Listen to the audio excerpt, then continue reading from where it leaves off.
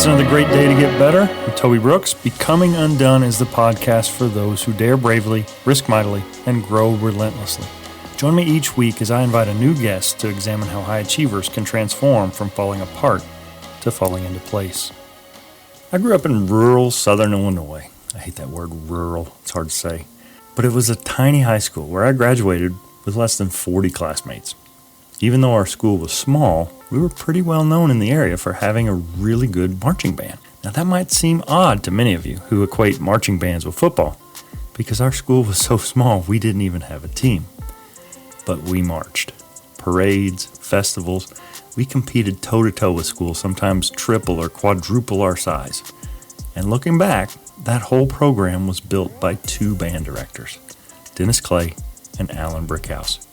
They were talented, selfless, and willing to do anything they could to help us become successful.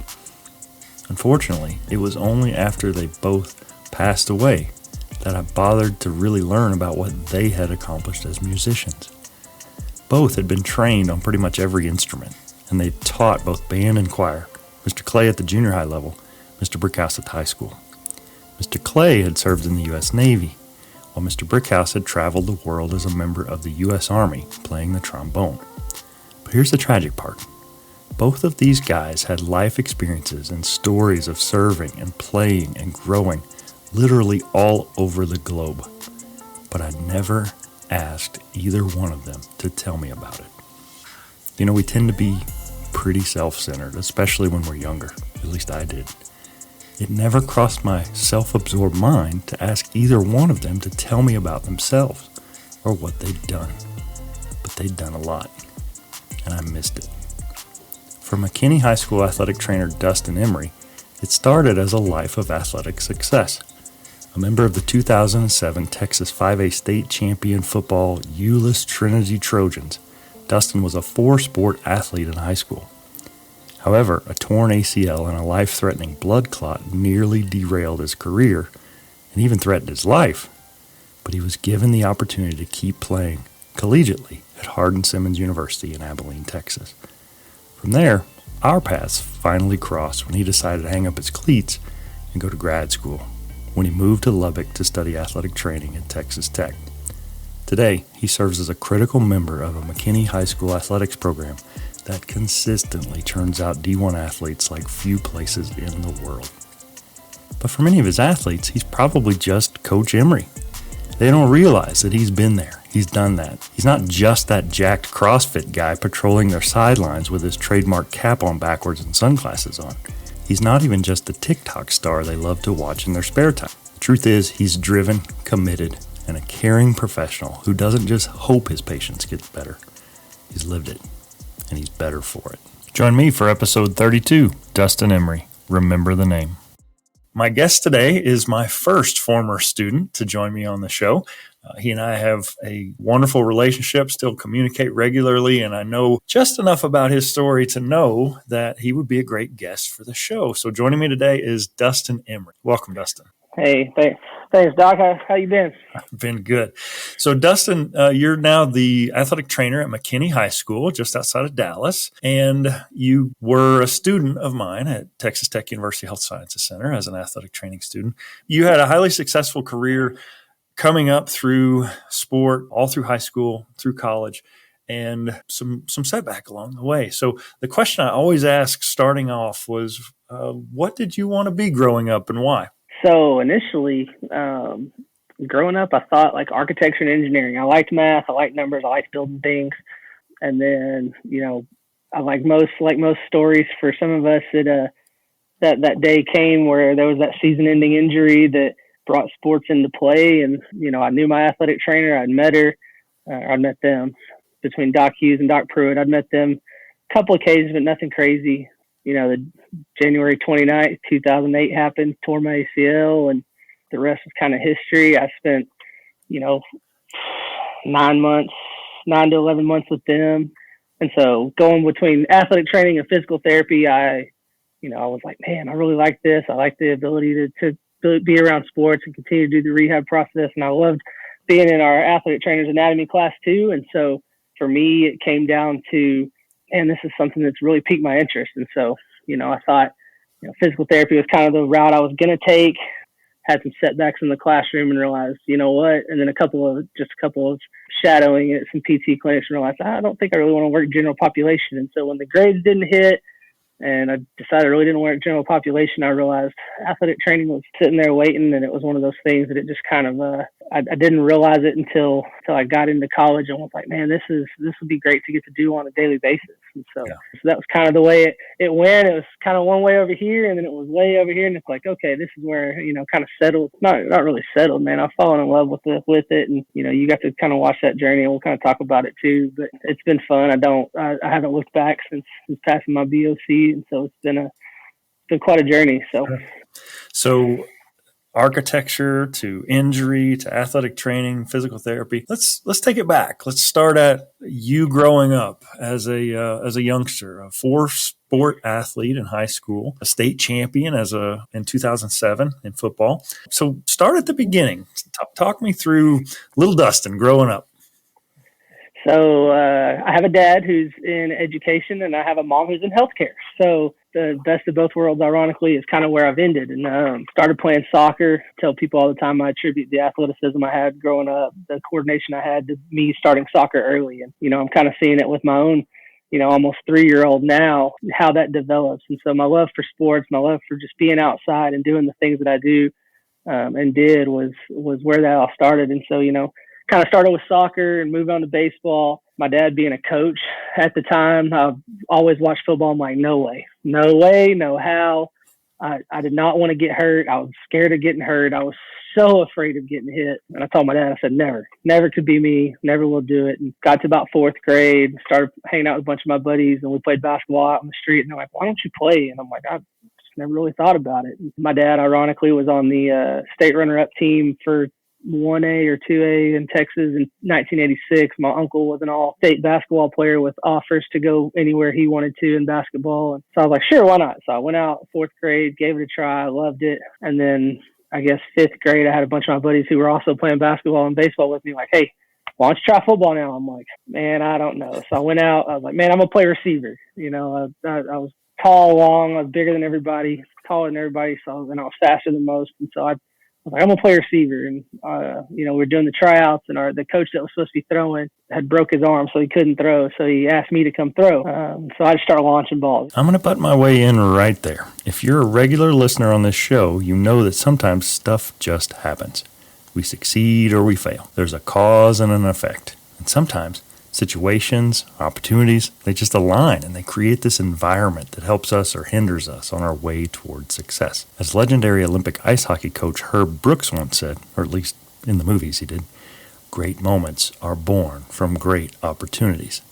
Now, Dustin's first ever football tryout might not be something sports historians reference when talking about great sports moments. But the fact that a coach who would have been throwing the ball had broken his arm, and a young, reluctant to be at the tryout in the first place Dustin was close enough to get the coach's order to take over those duties, well, it set his athletic life, and maybe even his life's work as a sports medicine professional, in a new direction. Although he didn't finish his career as a QB, it's safe to say that those early experiences in the backfield, running and throwing the football, helped the multi-sport athlete eventually come to love the game. 5th grade, you have no form. You don't really know what's going on. At that point in time, we didn't have trainers like they do now in terms of being able to work those kind of skill sets. And so they watched me, and then all of a sudden they're like, hey, you're going to play quarterback. And I was like, okay, get to touch the ball every play. All right. I get to run away if somebody's trying to hit me. Cool. And so, we kind of fell into that role. And then, with Dad being an administrator, schools kind of changed growing up. I went to every single classification of A in the state of Texas. I went, and in order too, I went 1A, one of the smallest schools, to 5A at the time in Euless Trinity. And so I got to Euless Trinity and started realizing there were a lot of people about my size at that level. And our coach was like, hey, you're going to play outside linebacker. You're going to be a special teams guy for us. And so I played outside linebacker and safety. And then it was a kick and punt returner. I got brought up to the varsity baseball team as a sophomore, playing outfield, third base, shortstop. Got brought up to the basketball team for varsity as a sophomore for playoffs. And so, my journey was a lot of different things, having to work my way up and kind of realizing that, I was really good at one place, and then I went to a bigger school and was a small fish in a really large pond, but was one of the few athletes, and I really pride myself on that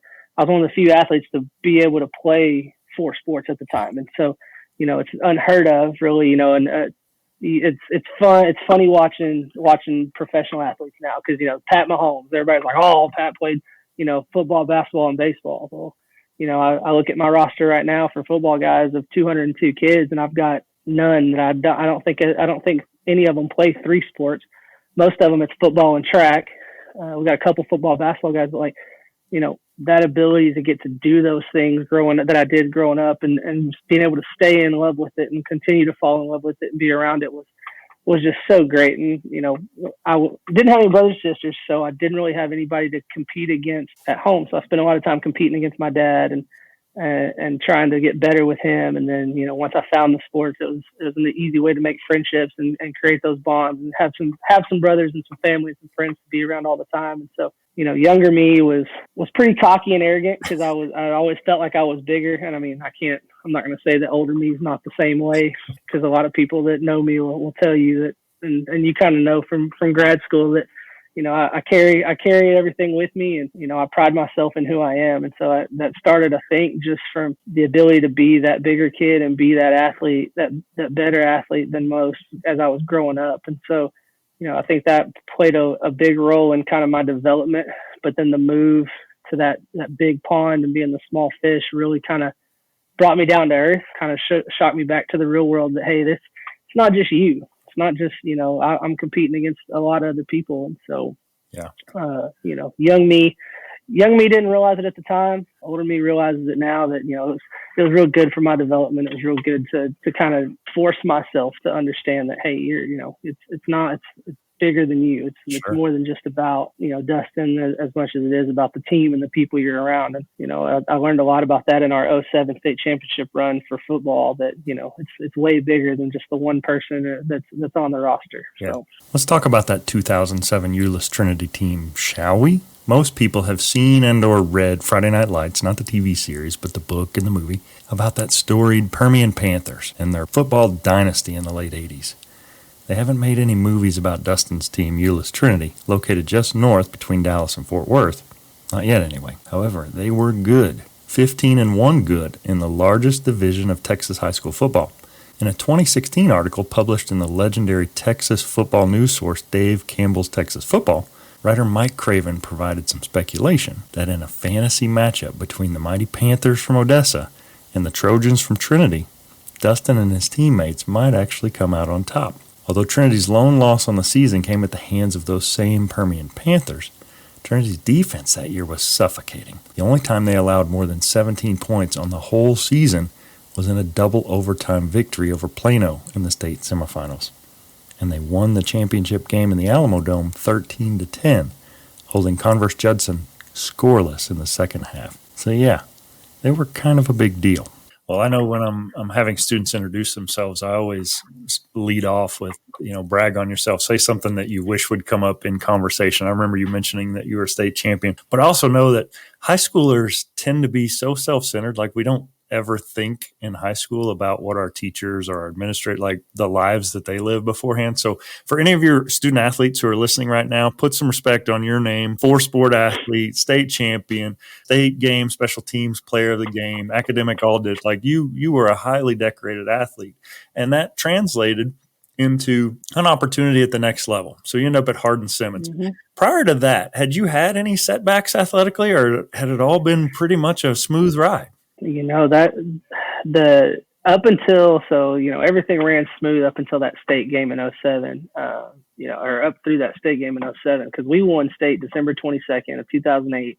I tore my ACL, and that was my initial setback on January 29th. It's just funny because I was sitting here the other day. I'm like, man, it's February 7th already. Like, I'm 15 years since I had my ACL surgery, which changed the entire course of everything that I had ever dreamed of doing, wanted to do. And, that was that first initial setback through high school, right? I had to really learn to be a cheerleader, and I had to really learn to be about those around me and support the people around me. I spent so much time in the athletic training room. And then when I got released from my ACL surgery, did my capstone project, over thoracic outlet syndrome, right? And the conversation that you and I had sat down when I told you, hey, I want to do more research on this. I want to go into this. And when you asked me why, I was able to go into that, 3 months post-op from ACL surgery, being told, hey, you can go back to the weight room, start doing these things, and bam, find out I have thoracic outlet syndrome and that I've got a blood clot in my shoulder. And, another eye-opening setback of like, oh my gosh, here's something that could potentially kill me if I'm not careful. Spending my junior year of spring break in the NICU with a bunch of, 2-3-year-olds that are actually having legit issues. I mean, not that mine wasn't legit, but like really seeing what they were going through and what they were struggling with. And, I'm over here thinking, man, I'm this fully healthy athlete. I'm 17 years old. I'm athletic as can be. It was one of those things that was, that first setback there really taught me that I had to do a lot to be a better teammate, and I had to do a lot to be a better person. Working with my athletic trainer, working with my physical therapist, they worked with so many different people, right? I didn't think that after that I was going to get an opportunity, right? A lot of kids worry about that season-ending injury. A lot of kids worry about, oh, if I do this, what's going to happen to this offer? Oh, if this happens, what's going to happen to that offer? Or what's going to happen to my career if I don't? And I had athletic trainers who told me to stay the course. Like, they're going to find you if they want you, they're going to give you that ability to be who you are. And so, I got that visit from Hardin Simmons there towards the end of my senior year. And they said, hey, we want you to come out. We want you to continue your career playing football. And the best part about it was they asked me, they said, what do you want to be in 5 years? Right. They didn't ask me about my football career. They asked me, what do you want to be? Who do you want to be? What impact do you want to make? And that sold me immediately on Hardin Simmons University. And, like I said, I thought physical therapy was going to be the place. And so I'd go out there, not paying any attention. I ended up with like 16 or 18 hours for that fall semester in the middle of football season, thinking this is going to be easy. I can make this work. And a guy who went from a 3.92 GPA in high school dropped down to like a 2.18. I was barely eligible to play college football. Didn't know how to study, had no idea what I was doing, realized that there set me back on the physical therapy side of it because I wasn't going to have the GPA to ever make it into a doctoral program at that point. Those two injuries and that grade check were some major things where it's like, hey, you gotta realize there's more to what you're doing than what I was really doing. I wasn't putting in the effort, wasn't putting in the time to study and hone in my craft like I should to be where I wanted to be. And so that's been one of the biggest things. And once we get to you saw me that first summer and that first fall of grad school. It was the same thing. It was reality living itself all over again. Like, man, am I gonna be able to pull this out? Am I gonna be able to be what I want to be and do what I want to do? And those are some hard, tough conversations that I had to have with myself, professors, and with my advisors just to get to where I'm at today. And so, super thankful for all of them because, man, yeah, that was a moment that I went from being used to being successful to being like, hey, you're borderline about to fail. Yeah, right. And not for me, like I don't handle failure well. I don't handle setbacks well. I don't handle not doing well. Like I'm one of those people, like I'm all about whether or not I can be successful. And it, that rides a lot on how I do personally. Mm-hmm. So there's an old adage that says that a smooth sea never made a skilled sailor. And I love that thought that our adversity trains us to be stronger, and it trains us as healthcare providers working with athletes. You now have connection points. You have a way to connect with your patients that if you had never been injured or if you had never competed, Dustin doesn't know what I'm going through. And so in retrospect, that ACL and that thoracic outlet and that phone call you got that said, you better get your rear end to the ER or wherever because your life is potentially in danger if you throw this clot. Those prepared you for a career in healthcare. But along the way, you managed to find success. You stayed eligible. You were a 4-year member of the football team at Hardin Simmons. And where our stories intersect, you were winding that career down.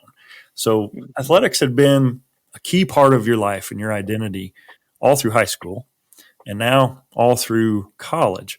Talk me through that transition from a football player at Hardin Simmons, identity wrapped up in being a college athlete, and now you're struggling for your academic life as a grad student in Lubbock, Texas.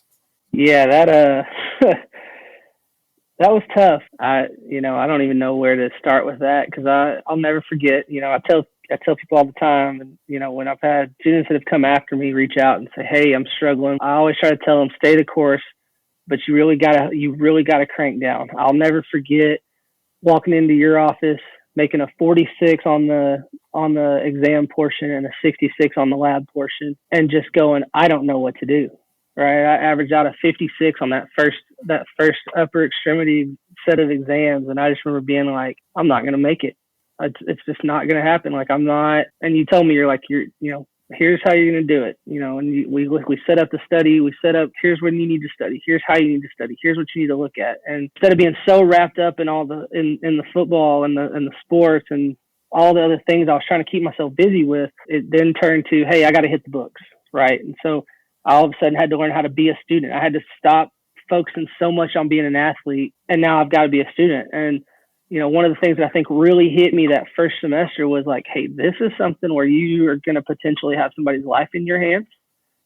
You need to take it seriously. Like, it's not one of those things you're going to be able to cheat your way through. It's not one of those things you're going to be able to overlook and just kind of, oh, here it is. I've got it. Now it can go.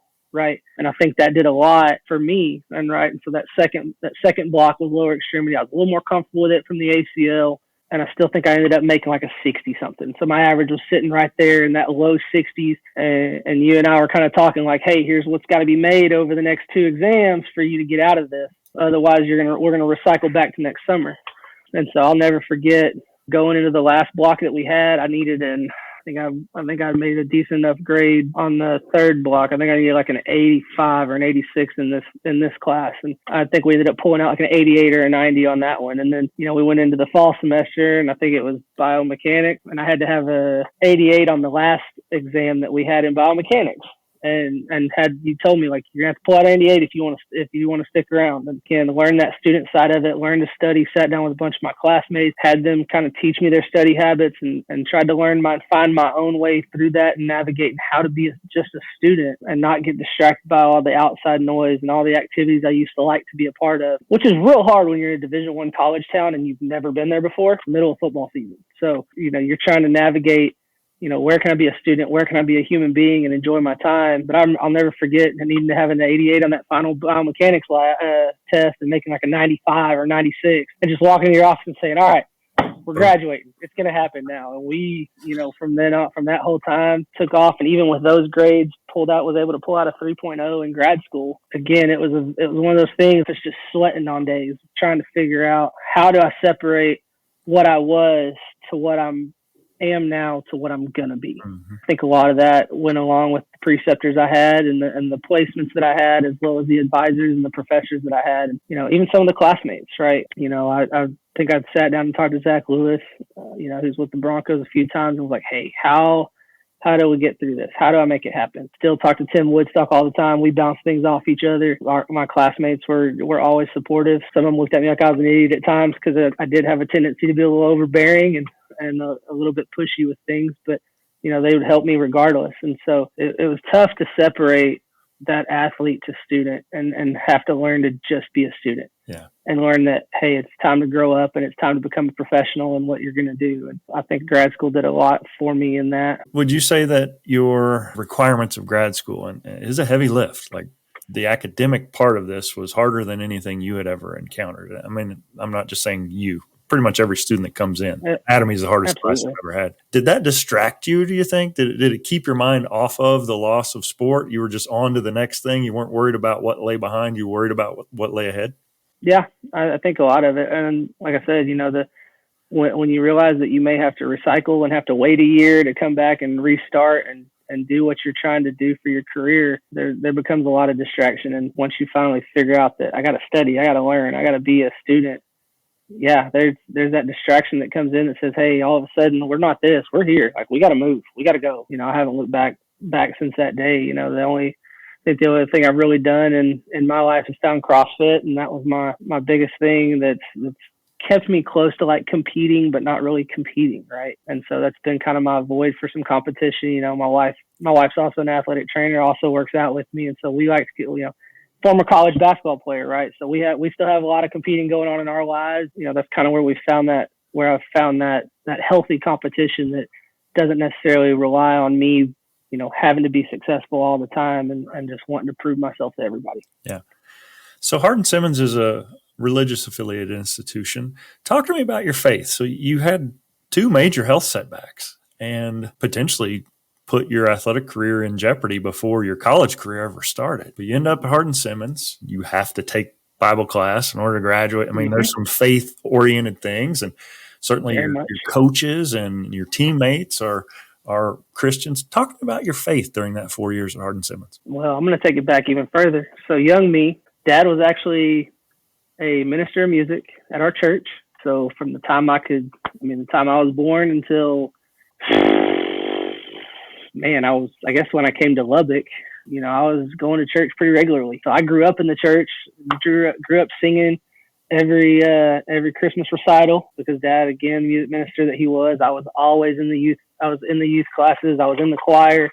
I had to sing because my mom and dad, they enjoyed me singing, and I enjoyed singing, and obviously enjoyed being a part of the spotlight. And so that made things real nice. But, I devoted my life to Christ when I was 11. For my first time, we went out on a youth trip, gave my life to Christ when I was 11. Felt like at the time I really understood it. And as I grew up through middle school and high school, I still walked it, didn't walk it near the way, I watched my granddad and my grandma walk it. They were super religious, lived and died by them. And I mean, you remember the week my granddad passed while I was out there right before graduation, toughest week of my life. Like I was just gone, right? Lights were on, but nobody was ever home. And I attribute a lot of my faith back to them and the way that they raised my dad, my uncle. My mom was always super supportive. And then I turned 17. I had the surgery, told me, they said, hey, you've got a blood clot that, if it releases and goes left, you're dead. Like you're going to be gone. And, I've been going to church with some of my high school friends and going over to First Baptist Euless and being around a bunch of classmates that were there. I really started to kind of see that picture again. Cause it's one of those like, hey, tomorrow's not promised. I'm not guaranteed the next day. I'm not guaranteed to do what I love to do. And so I sat down and talked to our pastor and talked to our youth ministers and reevaluated myself and picked my walk up with Christ a little more there. And I, gave my life back to Christ again and rededicated myself in 2008, because for me, I'm lucky to be alive, right? I'm real lucky. If that, if that blood clot was to move, it can easily kill me. And I may not be here. So without him, without his grace, I very easily, there's a lot of things in my life I look back on, I'm like, man, I shouldn't have done that. I shouldn't have said that. I should have been that person. And he allowed me to have that opportunity to live every day. And I think a lot of that's when the Hardin Simmons, it was just funny because after I did that, that was when I had Mary Hardin Baylor, another, Christian affiliated university, and Hardin Simmons came in on the same week trying to get me to come out. And Mary Hardin Baylor asked me about football. Hardin Simmons asked me about my personal life, my goals, my dreams. And I was like, I'm going there. And so, like you said, yeah, we had Bible classes. We had an Old Testament class. We had a New Testament class. Shout out to Dr. Prevost, because that guy was absolutely awesome. We used to have bowling nights as some of my study halls, because I struggled a little bit with Old Testament. But we had to do chapel once a week. Every Tuesday we had chapel, and everybody had to go. Everybody had to swipe and scan in, and you had to have a certain number of chapel credits to move on to the next semester. And so we all pretty much went to the same churches out there. We're a part of something. Coaches out there, we're all in faith. We're all, everything they did with us was faith-centered and faith-based. And it still is that way. Coach Burleson, who's still out there running the show, who's a former Cowboy himself, he's done some great things with that program and great things with the young men that have come out. And we've got, so many of us that are out and about in the community and especially in the coaching world of Texas high school sports. You have me. It's funny because you have me here at McKinney High. My wife's at McKinney Boyd. One of our assistant athletic directors is a Hardin Simmons alum. We went to Prosper Rock Hill this year. One of their coaches is a former Hardin Simmons alum. And so, and we all see each other, and it's just like a big family, because, we all understand that even though, for instance, our athletic director was there in the 90s, he understands the love and the community that was built through Hardin Simmons and the faith that's centered around that town in Abilene. And with it being 3 colleges, they're all Christian based out there, between them, us, McMurray, and Abilene Christian. And so, pretty much anywhere you went, you could hear the story. You could find a story of somebody's and how Christ has laid a hand on them, whether it be from a situation like mine or whether, it was somebody who had lost a family member and was struggling with some sort of addiction, which we'd had, a few teammates that were that way, but they came to Christ and found him and were able to rebuild their lives and have grown into great young men and great young women and contributions to society when at times things felt so bleak. And, that's something I've always been able to turn to. That's something that's always kept me going. You know, my two of my three tattoos all have a cross symbol involved with them. Both of them are involved around both my granddad's deaths and the love that I have for them. And so, because without Christ, I don't have the love in the family that I was built with, and that I've had to support me for my entire life. Yeah.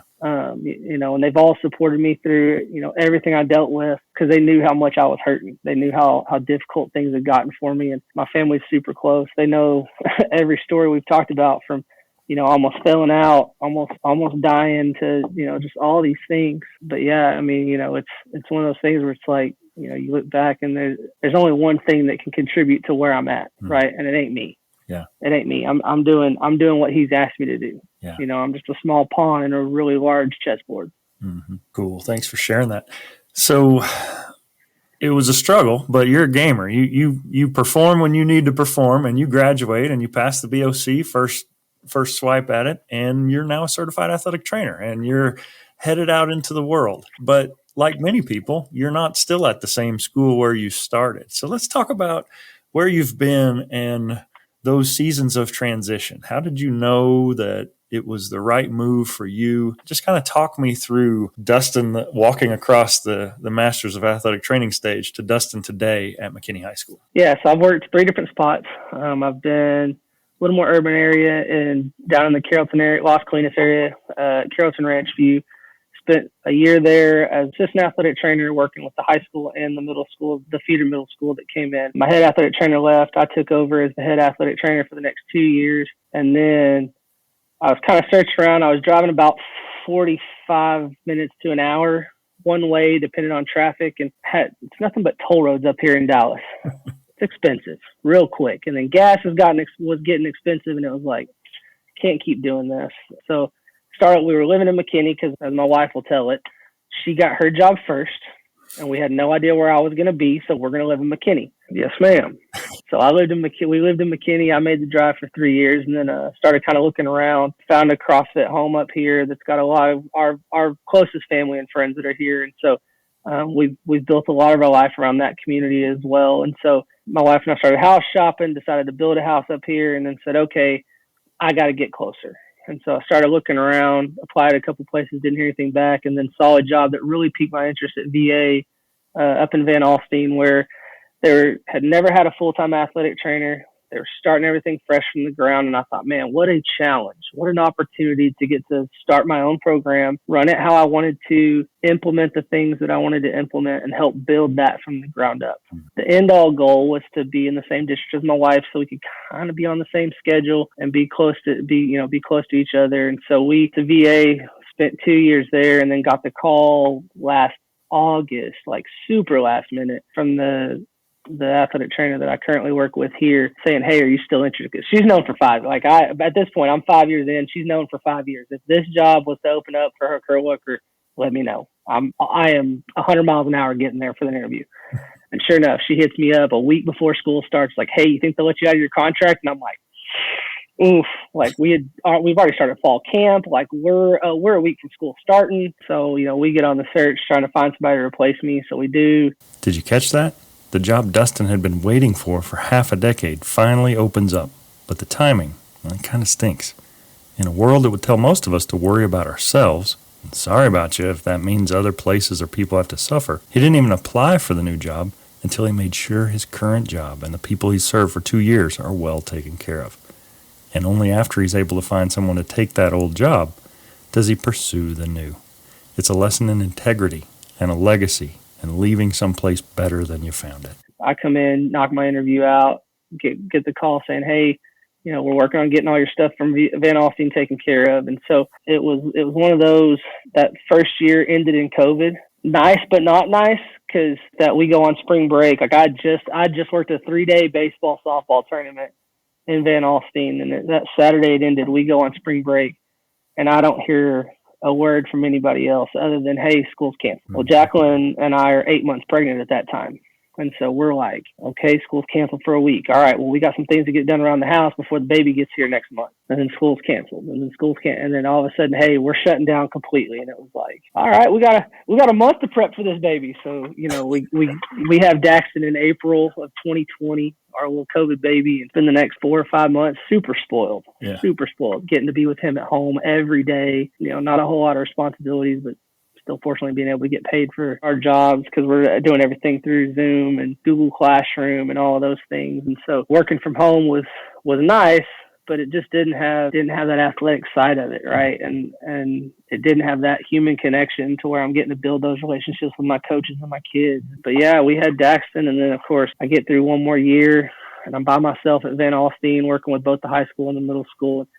Great town, great community, great families, all the support under the sun I could ask for. But the opportunity to be in the same district as my wife, crosstown rivals, getting to work with each other throughout the district through lots of different, opportunities and things that we do has been so much fun for us and so rewarding. And it helps us because we kind of know what the schedules look like for each other because it's about the same. And so that athletic training life, as everybody knows, that's an athletic trainer is not short. Those days aren't short. Not easy getting to be a parent and getting to be an athletic trainer. But, the fortunate thing for us is if one's working, the other one tries to be off so we can go and see the other. Or we try to, if we got a chance where we can schedule both of us off on the same night, we do so to where we can spend that time with little man. We can be around each other and be family oriented. Got here. So ironically enough, when I applied for the position, the head football coach here was actually becoming the head football coach at Estacado when I was doing my final rotation before graduation. So I'd already kind of met Coach Shavers. I'd already known him from Lubbock Estacado and him working out there with Todd and me being a grad student still, a master's student, getting my BOC that month and my clinical immersion. And so we kind of already had a rapport built and got the call probably 2 days later. Hey, we're going to bring you in. And I hit the ground. I got hired 3 days into the school year. We had a game that Friday or we had a scrimmage that Friday. We had a game the next Saturday. We hit the ground running and haven't looked back. And it's so rewarding. It's been so rewarding getting to do what we do on a daily basis.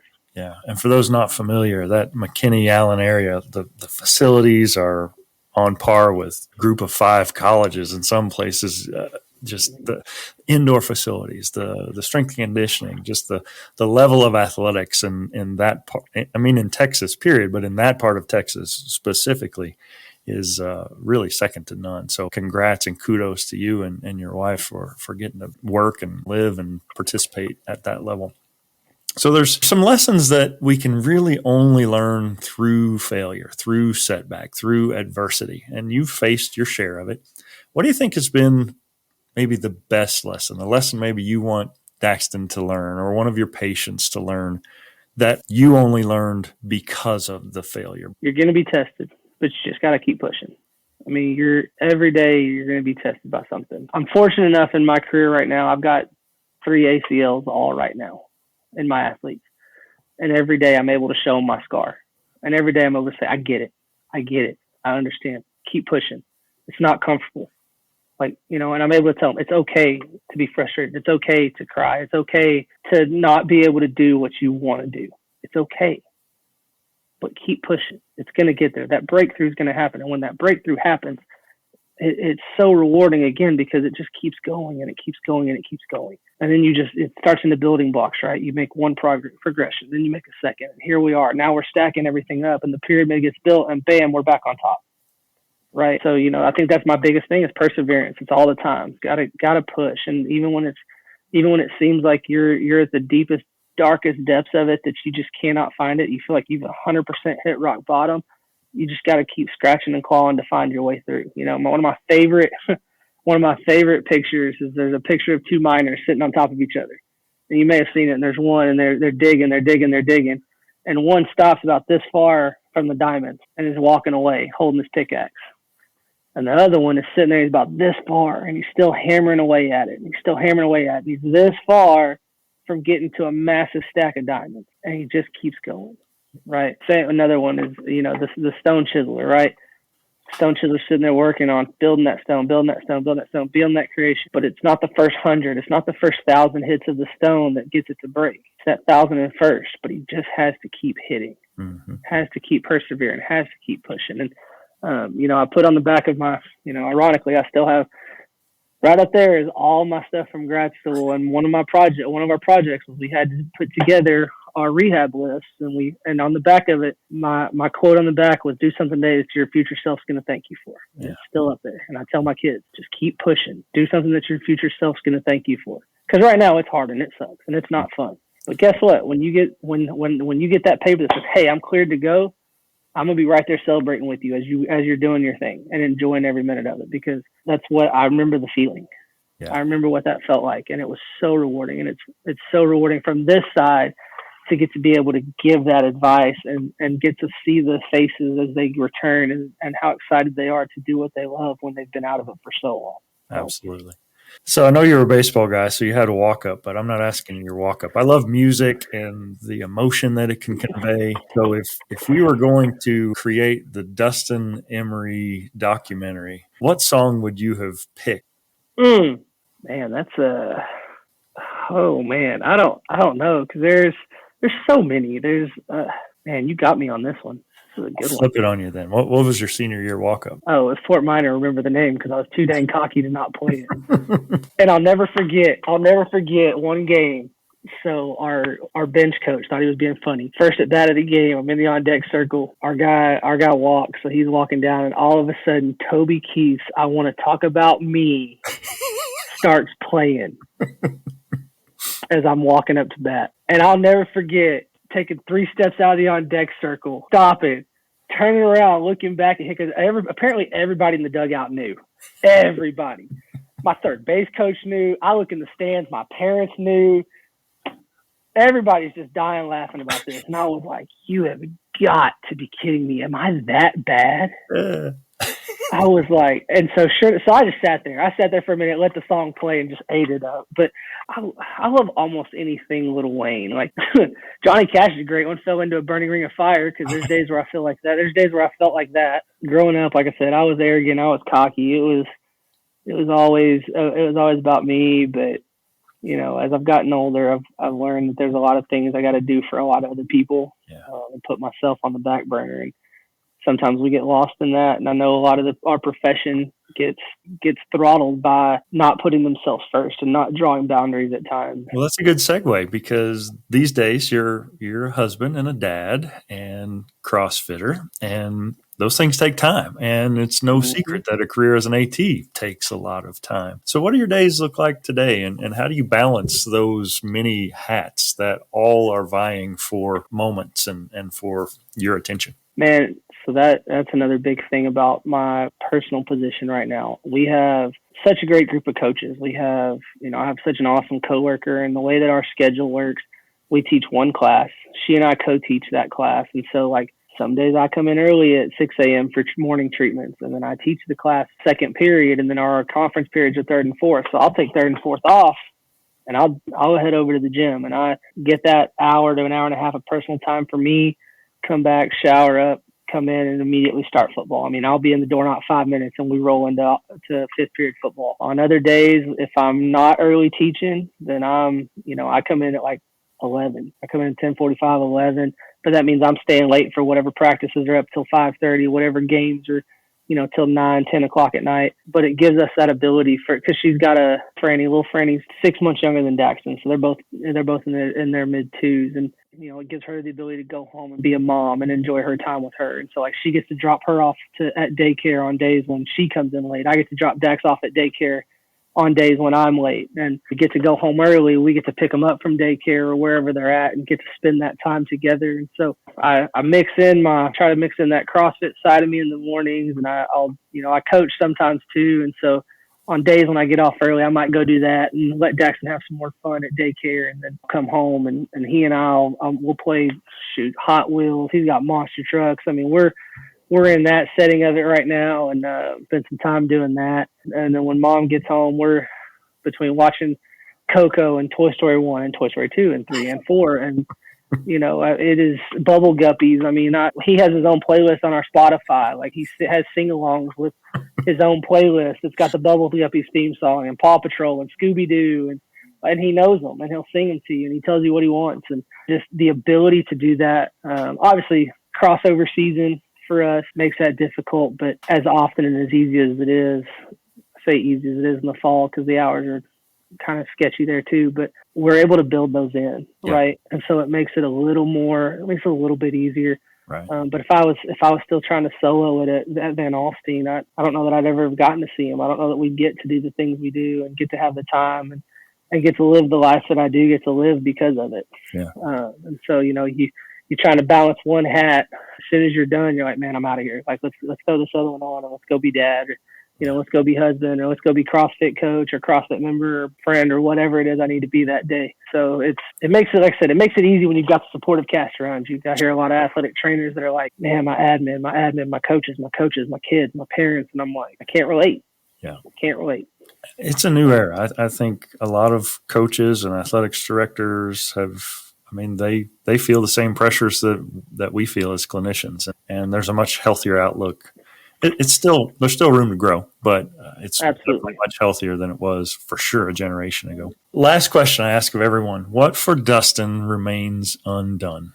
I think it's the future of my career. I think it's where does it go from here? What kind of am I going to be 15 years down the line with a student of mine sitting in the same type of position, talking about how did Coach Emery, did my athletic trainer, did he have this type of impact? Did I make that influence enough to make somebody understand what it is that we do with our profession? How can I continue to advocate for athletic training as well as advocating for myself within my own district, within my own school? And then Daxton, where's he going to be in 20 years, right? When he's 22, what kind of opportunities can I allot for him, and what kind of opportunities can we give to him moving forward? And any little brother or little sister that he may have coming along at any point in time, right? What is it that I can do for them to make sure that their future is as smooth as it can be without it being easy? Yeah. Because it's never going to be easy. Right.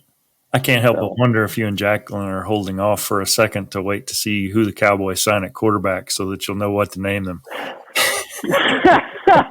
So many people, man. So actually, Dax Shepard is where I got Dax from. Gotcha. And my wife, Jacqueline, is Jaclyn. Her mom's name is Linda. Her dad's name is Jacqueline. Yeah. So my entire family is DRE initials, and we needed a D and something that we didn't want something super basic. And so I was like, Dax is a good name. And I was like, what about Daxton? I said, and then we'll be those people that will change the I to a Y, right? And sure enough, we did. And so, but people all the time, oh, you're a huge Dax. Oh, you know what? No, we're not waiting on that. Well, you are a budding TikTok star. So how can listeners connect with you? Where can they follow you on socials and such? Man, a lot of my stuff's super easy. It's D_EMATC, and it's super straightforward. I get out there. I just, I like to say the things that people aren't really going to come out and say, and think of the things that aren't going to be said. And there's a few plays off of some other friends of mine, but we like to have some fun. I just like to poke a little bit. People don't mind it. I know my coaches, my kids get a kick out of it. Our students love it. They see it. They're just like, hey, I saw you today, or hey, I saw your wife today on TikTok. And, that's so true. Well, I know. That's the best part about it. People are like, that's kind of rough. It's true. And they're like, it's funny, but they're funny. It's funny because it's true, but it's things that people really just won't say for whatever reason. Like I'm blunt, I'm straightforward. I'm going to tell you. And so yeah, D_MATC on Instagram. I'm pretty sure it's the same for it and TikTok as well as Twitter. So I'm always down to talk and put it out there. Well, Dustin, it's been a pleasure. I say this to all students. I'm always blessed to be a part of any student's journey. You have more than most reciprocated. You keep in touch with us, and I really appreciate that. That's been exciting to watch you grow, to watch you head into new seasons of life as a dad, and to see you make your way as a professional. So I am so proud of you, and it has been such an honor and such a exciting journey to watch you. This is awesome. I'm really glad we got to have this talk. Even if nobody listens to my podcast, I love that it's an excuse to reconnect and have interviews with people that I love. Absolutely. For four-sport athlete and state champion football player turned college football player, then athletic trainer Dustin Emery, it's been quite a ride. Injuries and medical conditions threatened to derail his dreams, but through the love of his family and the strength drawn from his faith, he's carved out a place as a fixture on the sidelines at McKinney High School in the Dallas area. But through it all, he's emerged stronger and also more appreciative, maybe even just a little bit more humble for the journey. Dustin, I know your grandpas are looking down on the husband, the dad, and the man you've become, and they are smiling.